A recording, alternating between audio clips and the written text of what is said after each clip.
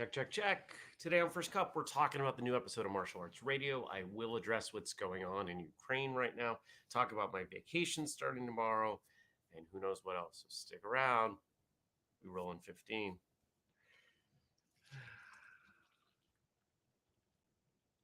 La di da. Now I have coffee, and the world can turn again. In 3, 2, 1.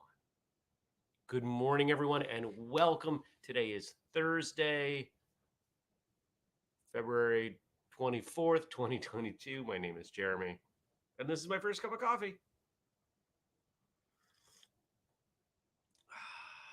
Good morning, Brian and Tommy and all Nathan and all the rest of you watching live, later listening. Thanks for joining me here on First Cup. I woke up at 4:58. One, because I went to bed early. Two, because I'm really excited because my vacation started. Even though this is technically work, this is fun. So it's not work. I have maybe an hour of work to do today. I doubt it's even that much, which is not work, right? Like when you're used to working as many hours as I am, if someone says, you just have an hour of work to do tomorrow, that's just like, oh, that's just so nice. It's a very nice thing. And Tommy says, nice shirt. Thank you. Frank, good morning. Yeah. So I want to address this real quickly because I think I have to. I feel like I should. So for those of you who maybe stumbled out of bed and didn't pay attention to the news overnight because you were asleep, Russia is in Ukraine. Like it's not like, oh, we're kind of no, like it's a full-blown invasion war thing, whatever you want to call it. It's happening. So how do we look at that as martial artists? How do we protect ourselves? How do we stay safe? Well, hopefully you're not nearby. And if you're watching this, I would urge you to stop watching this and not be nearby. But I don't think we have too much participation in mainland Europe. So that doesn't worry me. Thank you, Andy. I appreciate it. For those of us not in physical proximity for immediate risk, I don't think it changes our lives too much. You know, we're going to be affected. Gas prices are going to go up. Food prices are going to go up. A lot of things are going to go up. But I don't know how you prepare for that. I don't know what to do. Right. I will say that gas prices are likely to continue to go up. So filling up more frequently and sooner, right? Like could save you a little bit of money. But it's probably not going to be much. I'm sad about it. And if I'm reading the tea leaves correctly, once Ukraine's done, Moldova will fall. So we'll see what happens.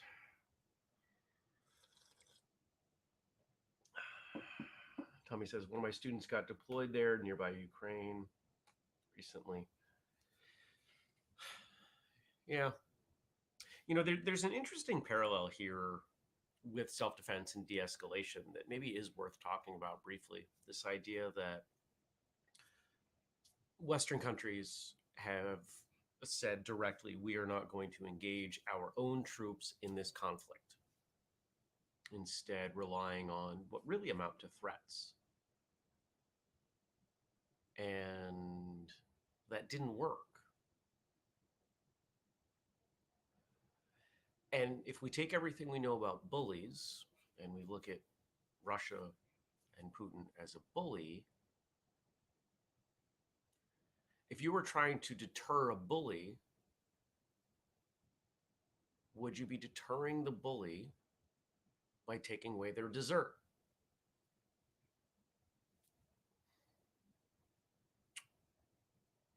Maybe the first time, but when you know that that doesn't work,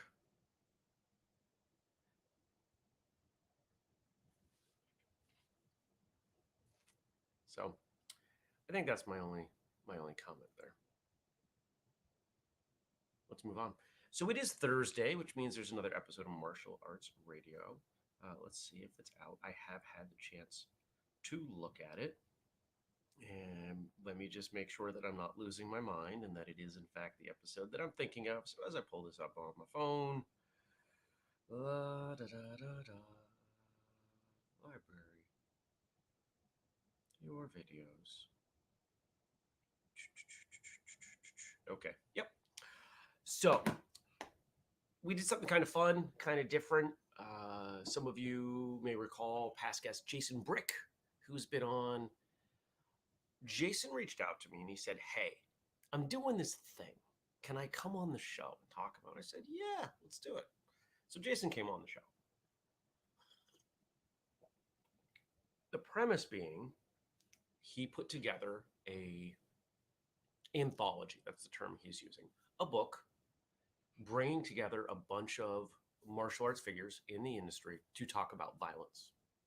I had asked a bunch of people to write some stuff. He invited me to contribute something, and I did so. We knocked it back and forth. I gave it to him. He likes it. And I may or may not be the only person in there that, instead of talking about a situation that was violent, I talked about a situation that could have been violent, but we de-escalated. So we'll find out. But the discussion that we had, which is available in video as well, was he and I talking about violence and how the conversation isn't really complete. How when we talk about violence, we tend to talk about it from the point of first strike. He and I decided to title this the Incomplete Violence Conversation. So we talked about it. We did talk a little bit about what he's putting together. It's available on Kickstarter. It has started. The link should be in the show notes. If you don't find it on Kickstarter, reach out to me. I will let you know. I will send you the link. But this is a great example of something that I want to share how this happened behind the scenes. So the way Jason has done this, his plan was to pay all the contributors. And I told him point blank, I will not accept money for this because I put you on the show and we are not pay to play. And that could blur that line. Okay. I said, if you feel strongly about money moving as a result of what I contributed, donate it to an animal charity that you are fond of. Okay. He also offered me a wholesale price on some of the books. And I said no. I instead decided to support the project directly at the full retail price on Kickstarter. If I'm not willing to put my money, not whistlekick's money, my money, behind a project that somebody is doing, I don't really support it. Right now, I can't support everything, but I try. If it's something that I value, I try to support it. And I say this only for clarity because it seems that the line between guest and advertising gets blurry on some podcasts, and I want to make sure that you all never think that. Okay.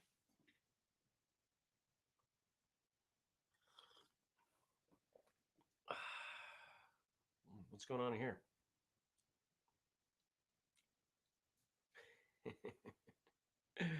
Jenny says, conflict erupting. The metaverse is trying to bring us the oasis. I think we're just a few steps away from a dystopian fantasy becoming reality. Have you read my novel?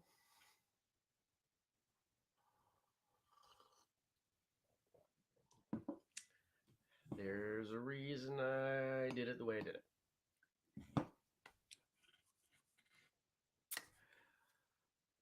So check out the episode. Even if you're not going to support the Kickstarter, even if it doesn't interest you as a product, I think the conversation was interesting. I think it was worthwhile.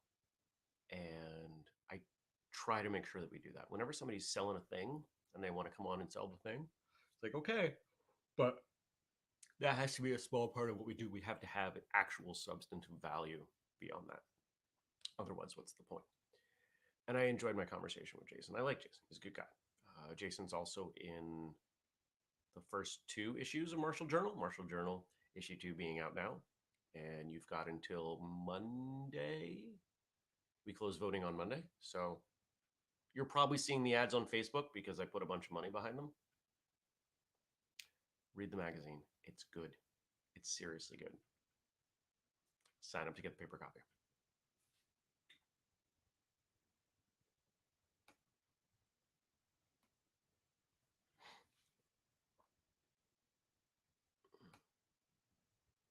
Stacy says, can't wait for this episode. The only time I've been in a truly dangerous situation and, quote, used my Taekwondo was in being aware I might need it and finding ways to offer the other person a way out of my store's basement. And then call the police.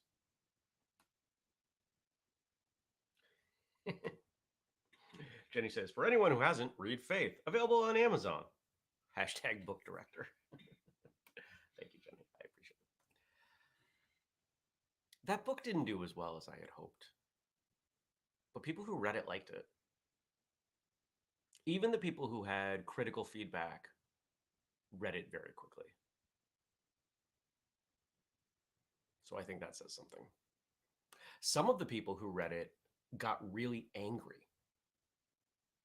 Like it struck some very deep emotional chords for them. I take that as a compliment, even though they gave me terrible ratings on Amazon. If you read an entire book and hate it, I think the author did their job.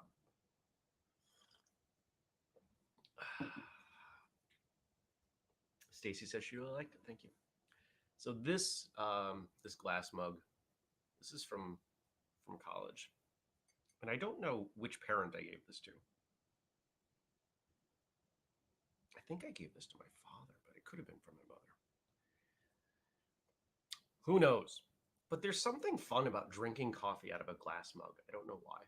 All the whistlekick mugs were dirty, with the exception of the Frye mug. And I thought about using it. I was like, you know what? If we were doing jokes today, maybe, but we're not, so I'm not going to do it. All right, vacation.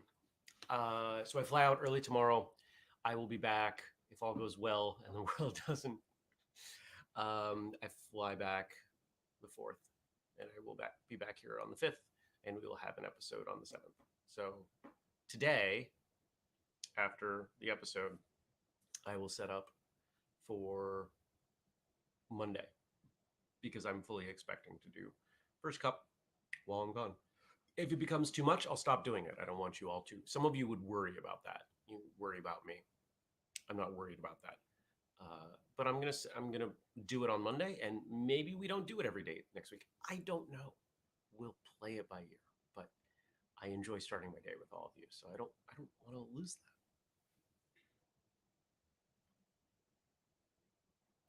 that. Tommy agrees. Good point. If you can read an entire book and hate it, yes, you did a great job as an author. Thanks. And Dennis chimes in, Jenny, it's also available in audiobook. It's a fantastic listen.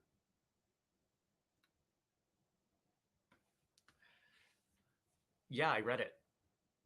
I read it shortly after I got the Invisalign in, and I felt like I was talking through a wet washcloth. But everybody else says it sounds fine. I would love to get somebody else to narrate it, somebody famous.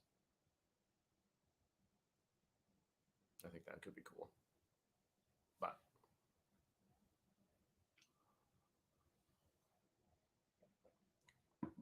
I'll write book 2 someday. What else? So what's going on today? So I do this, and then I don't do much. I have to go get a test before I can fly. It's the only thing that could just derail this whole thing. But I should be fine, right? I've been taking my temperature and keeping my immune system up, and everything points to being fine. So knock on wood. I do that midday. We'll probably hit one of the local outdoor stores just to see if there's anything fun that I want to bring. I've bought almost nothing for this trip. Another pair of linen pants. That was the main thing I bought. I'll do a test pack before I go. Does anybody else do a test pack? Here's a question. Here's a wondering. I'm not sure what you think. Tell me what you think. So we talked, was it yesterday, about the idea of personal item and carry-on? Was that on this show? I don't know. Time and lines are blurry for me. Generally, my one item that I bring on is my backpack, which fits under the seat. Because I don't bring anything that has to go overhead because I'm one of the last ones on generally, and there's never room left because people bring, strollers and nothing fits. And they're like, oh, we're going to gate check your bag. Great. Thanks. Um, should I also bring a fanny pack? Should I carry a fanny pack as a purse just to have more stuff? My instinct is no, but kind of want to.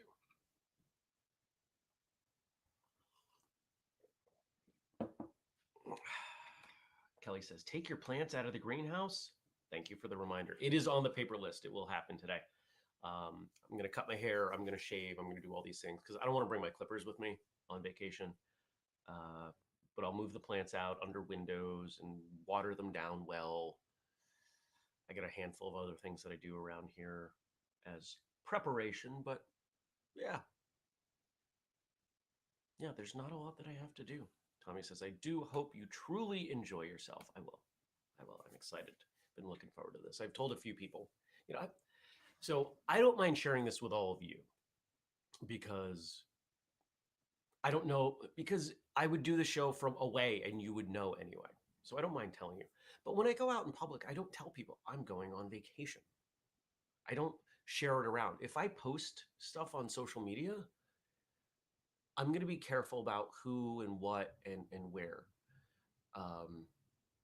I occupy this weird space where my life is public enough that if someone really wants to create a problem, it's not hard. Like finding my address is easy. So I've got a bunch of security protocols set up, most of which are cameras because preventing things is really hard. I'm not putting bars on my windows and everything. But I lock things up that need to be locked up, that kind of stuff. So Tommy says no to the fanny pack. It's asking for a pat down. Okay. Jenny says, just to show off you indeed own a fanny pack. Yes, do it. Ray says, my dad always carried a fanny pack and wore knee-high socks with knee-length shorts and stark white shoes. Yep, always was able to spot him as a tourist. Well, I'm not doing the socks and shoes. I travel in flip-flops. So when they tell me to take off my shoes, I just walk around the airport barefoot. Yeah, I've got travel clothes. I used to dress up. Remember back in the day, you used to dress up? I remember being a kid and wearing a sport coat on a plane. And I stopped dressing up for the plane when they stopped treating me like a person. I had a run of travel where they lost my luggage, like at least one direction, like 4 or 5 trips in a row. It was brutal. I did my entire trip in Jamaica with no luggage. I had it the last day I was there, 5 days with my carry-on. And they stole stuff out of my luggage, which United Airlines refused to refund. They're like, we'll give you a credit for a future flight. And I'm like, why would I want to fly with you again? And then I made the rounds and every single airline did something horrible to me. And now I'm back at square one where it doesn't matter who I fly with. They're all terrible. Except for I haven't been able to fly with Southwest or JetBlue yet. Was hoping to on this trip. No.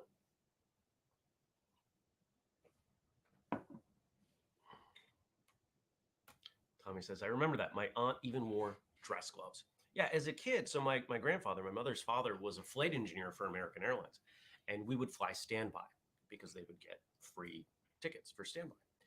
And the theory was by dressing nicely, by being respectful, my mother wore my aunt had been we call them flight attendants now, right? A stewardess jacket. That they would do things. I remember one time we were flying standby and got put in first class because it was the only seat on the plane. They didn't bump somebody from coach up. They just put us in first class. That was fun. That's how it was. I remember that in the 80s. Air travel was new and fun and different. And honestly, I think what killed it, and it's fine, like I don't mind paying less, but I think as the internet came through and the pressure to reduce prices at any cost came through, you had to get rid of stuff, and the flying experience changed dramatically. And so now we're paying less now for flights than we did 20, 30 years ago. Forget about it, buying power, like our actual, you weren't buying a ticket for $400 back then. Like it wasn't a thing, at least from my memory. So Stacy says, I remember dressing up back in the day where there were awesome meals and flying was seen as luxury. At 7, they got me the cutest navy quote unquote suit a kid could wear, thin white stripes. People today flying are just like, and they show up looking like a scrub. I mean, I am overdressed right now with this hoodie compared to some people I've seen on planes. And they don't know what that experience was like to have them come through, and the meal, at least there was a meal. Now it's like, here, would you like 75 bags of individually wrapped pretzels? Mm. And a Coke? Oh, good times. So that's all a very long-winded way of coming back around and saying, I am probably going to post things on social media. Most of what I'm going to post photo-wise will be on Instagram. Um, I will probably do some posts on Facebook. But the problem with posting on Facebook is people comment and I try to respond and read the comments. Instagram is usually just, hey, I like that you're there. Have fun. That's a little bit easier to deal with. I'm just going to do what I always do on vacation. I'm going to walk around, see what there is to see, be in the sun, and enjoy not working. And drink whatever the local beer is. They have a brewery. Just one. All right. Kelly says, but in general, people don't dress up for things, dinner, church, etc. Yeah. I like dressing up. I think it's fun. If it's the right context. To me, dressing up is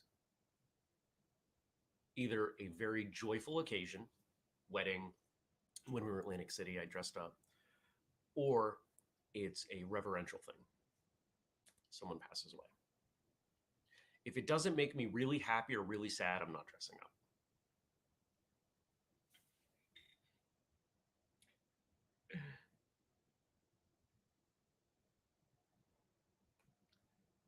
Tommy says, that's true. I wear jeans, but clean jeans to church with a sweater at least.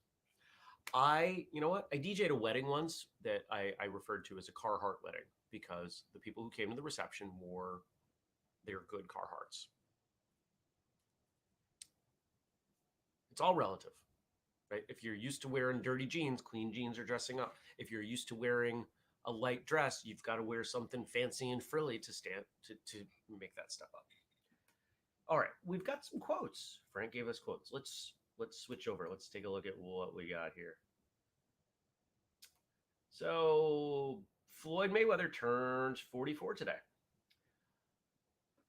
Now let's just say I respect Floyd Mayweather as a boxer. I respect Floyd Mayweather as a businessman. He's made a lot of money. Not saying Floyd Mayweather is a good person. I actually don't know. How much of what we see of him is character versus reality? I don't know. I'm a firm believer that before you can go anywhere, you have to conquer the level that you are at. Just like young kids do it today with video games. They have to finish one level to go to the next one. Conquer one level at the time, and only then you'll get where you want to get to. Face the challenges in front of you, address them, overcome them. Stop trying to find a cheat code. Stop trying to skip to the next level. Yes, I get that. I agree with that. I believe in that. Because the things that you work on are addressing now give you what you need for the next level. We could say that about life. We could say that about interpersonal relationships. We can say that about martial arts training. It's pretty structured in martial arts, right? Like you've got to learn this form and these techniques and these concepts because when you advance to this next rank, you have techniques, forms, and concepts that build upon them. There you go. Oh. Number 2, if you're the best, then take the test. prove it. If you are the best, don't be afraid of the competition. And this is here. Let's see. I'll switch back over here now.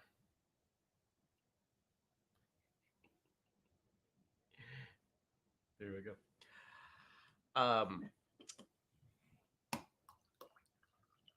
One of the things that I've always, people have not come to me and said this, but I've always sensed is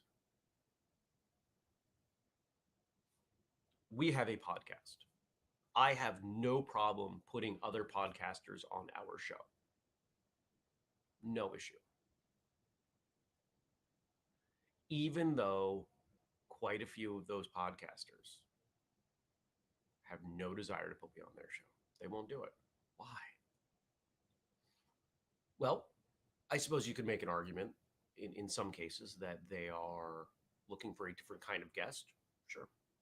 Maybe a bigger name guest. Sure. But I think we know in a lot of cases what the real reason is. Right?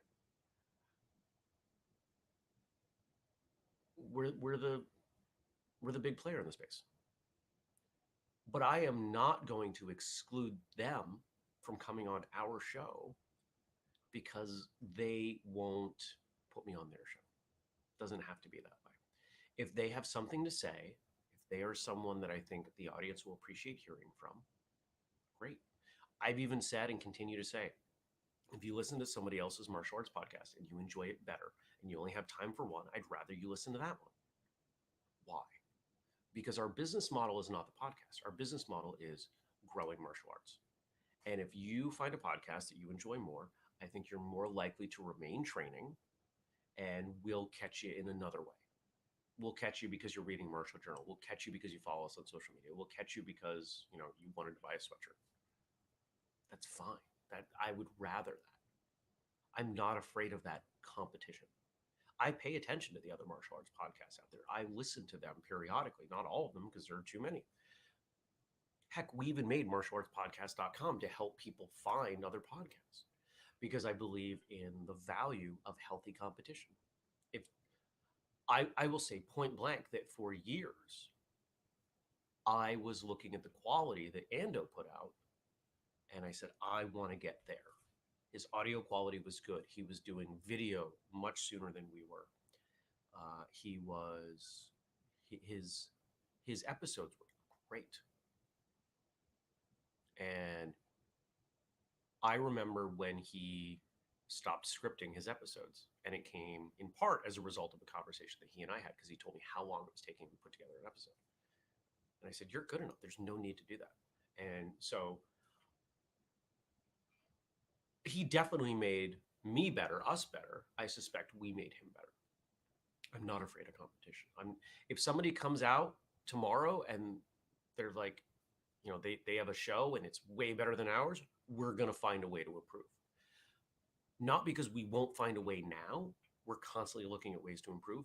But because if somebody shows something, it's like, they're doing things and it's better. It's like, okay, so should we do that thing or should we do a different version of what they're doing? How do we continue to improve?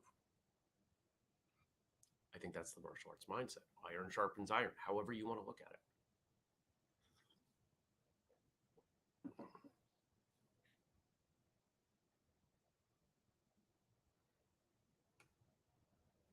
Jenny says, if you're the big player, wouldn't it be nice to cross-pollinate their audience with yours through having you as a guest? You would think so.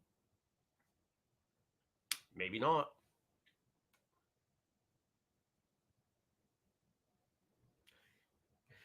Ray says, at my great-grandmother's funeral, we had family members that showed up in their best NASCAR t-shirts and cut-off jeans.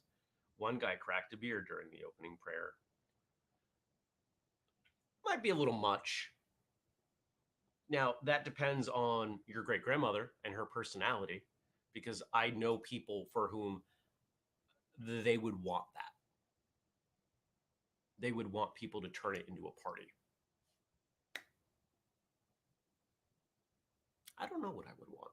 There's an interesting question.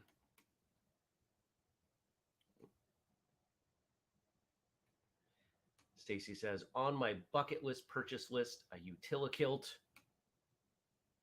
I don't know if I can call him a friend. I haven't seen him in a long time, but he really nice guy, lives in town. He's a carpenter, and that's what he wears most of the time is a utility kilt. He's like, I've got so many pockets, I don't need to wear a tool belt. He's an interesting guy, really nice guy. I know him through CrossFit.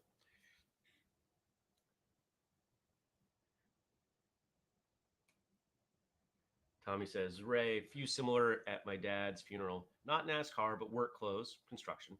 But they came with lots of love and partied pretty hard. Dad was Irish, so the reception was at a bar. Kelly says, Irish wakes are wild. And Stacy says, a utility kilt loaded with camera gear. Hell yeah.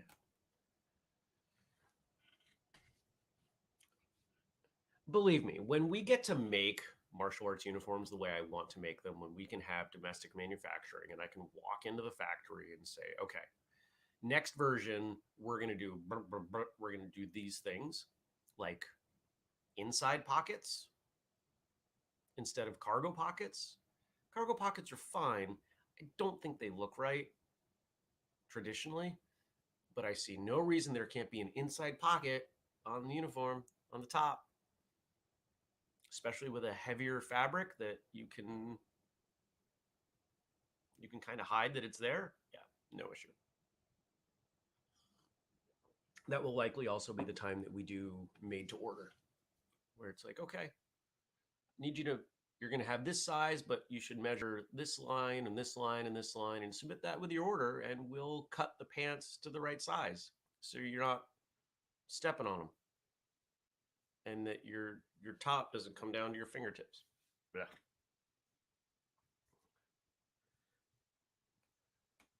Dennis says that Tommy's version sounds very similar to his best friend's dad's funeral. He wanted a big party and the family obliged at the biggest local Irish bar and restaurant where the family had all their parties. Tommy's asking for a kung fu version of the uniform. Totally. Stacy says, pockets. Swoon.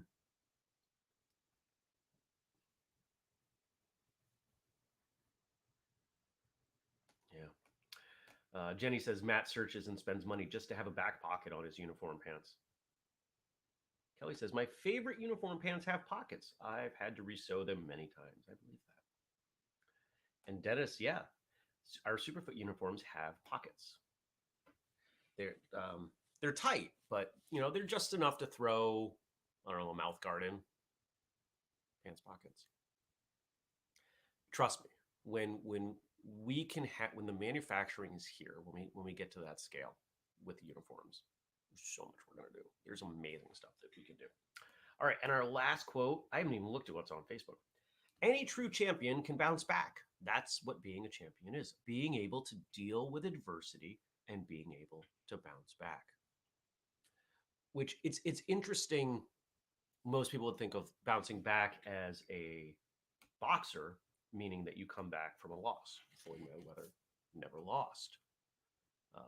Junior. Is this? Yeah, this is Floyd Mayweather Jr. Yeah. Never lost. What is he, 50-0? Pretty impressive. But if you only consider what happens in the ring as the victory or the loss, you can gloss over things like training and preparation. Prior preparation, something. There's an there's a saying in there. Anyway, you know what I mean.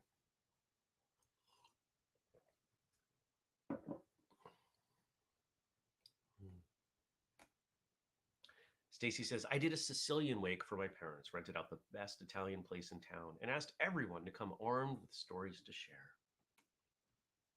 Nice. All right, Facebook, what we got over here?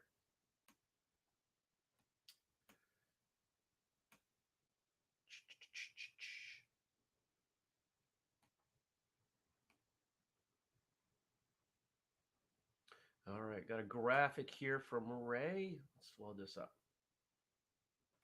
Oh, you know what? I want to share this. I like this.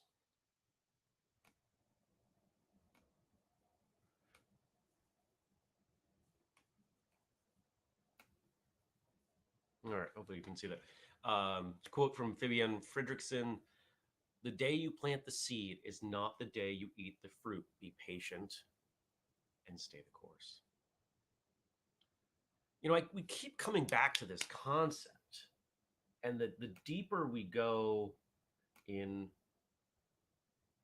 modern life, the more we see people trying to skip over the most, the statistically best path to success. Where are you trying to go? Incremental progress, chip away at it, be consistent, be diligent. Here's a great example.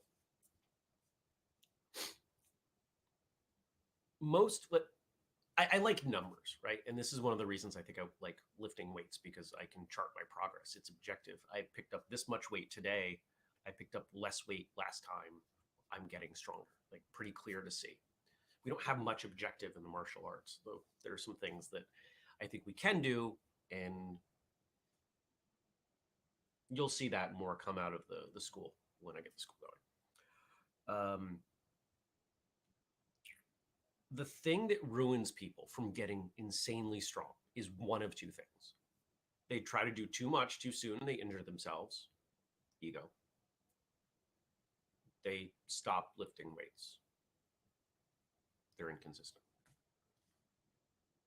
The average person could add on any lift 5, maybe 10 pounds a year. Let's say, big lifts. What happens if you do that 20 years in a row? You've added 200 pounds. You can do that. If I was super consistent on, let's say, squatting, there are people my size, my age, who squat twice the weight I do. Most I've ever squatted is 300 pounds. There are people my size, roughly my age, who are squatting 500, 600 pounds because they have been super duper consistent. And I have not in that way. And I have had injuries. So weightlifting is never going to be the thing that I'm that hyper focused on. I'm hyper focused on whistlekick and martial arts. When was the last time we missed an episode? When was the last time we didn't put stuff out on social media? When was the last time that we just let the website die? Right? We're consistent. We show up. When was the last time I didn't do this show? When I cut the internet cable out back. Right? This stuff's it's simple, but it's not easy. You show up, you do the work. Repeat. I don't know the plot of this book, but Kelly says, one of my favorite books to read my students is The Empty Pot. Tell us the general plot of The Empty Pot, and then we will call it a day. If you don't mind. Ray, I really like that quote. Oh, it's bright and sunny out. Oh, I almost took a picture. Well, I'm hoping Kelly's writing this. I came in and I was putting something in the pile to be packed. And I saw one of the largest spiders I've ever seen in my house in my life. This thing with legs was like this big. And I was like, oh,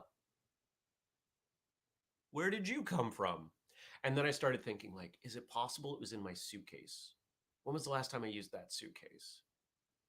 I brought it to Atlantic City, so probably not there. And then I wondered, like, was this thing living like in my stuff?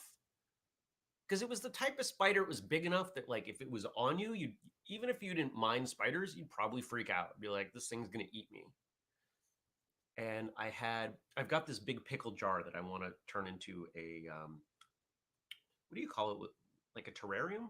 Is that the word, where it's self-contained and the plants grow and just kind of hangs out, makes its own oxygen and recycles, right? And that was right there. So I took the top off and punked it on top. Oh, somebody bought some. Oh, Stacy ordered her gear bag. Thank you. And somebody bought, what did this person? Oh.